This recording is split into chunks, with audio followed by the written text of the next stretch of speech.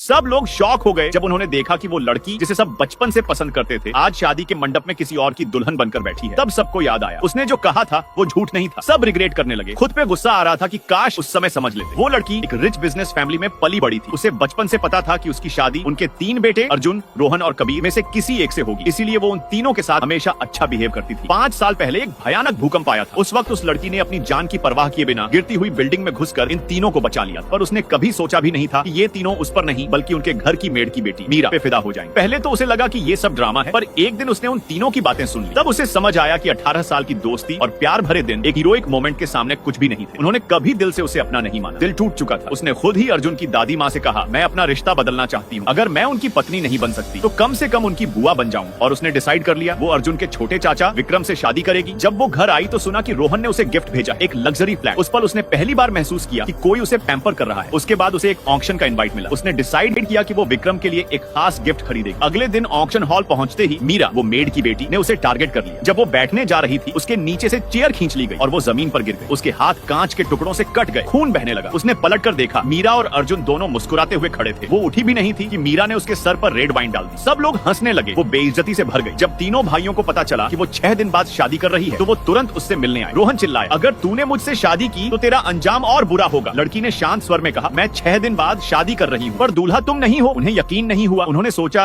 ये सब एक ड्रामा है, उसका एक और अटेंशन स्टंट। वो उसे समझाने लगे, तुम हमारे बिना कुछ नहीं हो। लड़की ने बिना जवाब दिए उन्हें इग्नोर कर दिया। ऑक्शन में उसने एक ब्रेसलेट खरीदा 1 करोड़ रुपए में। मीरा ने फिर एक चाल चली। उसने तीनों से कहा कि उसे पीरियड पेन हो रहा है और सैनिटरी पैड्स लाने भेज दिया। जब वो चले गए मीरा उसके पास आई और बोली, तुम्हारा ब्रेसलेट पिटी है, दिखाओगी? लड़की ने इग्नोर किया तो मीरा ने जबरदस्ती हाथ से ब्रेसलेट खींचकर जमीन पर फेंक दिया। लड़की ने गुस्से में एक जोर का थप्पड़ मारा। तभी अर्जुन, रोहन और कबीर वापस आ गए। मीरा रोकर बोली, मैं गलती से ब्रेसलेट गिरा बैठी, दीदी ने गुस्से में मुझे मार दिया।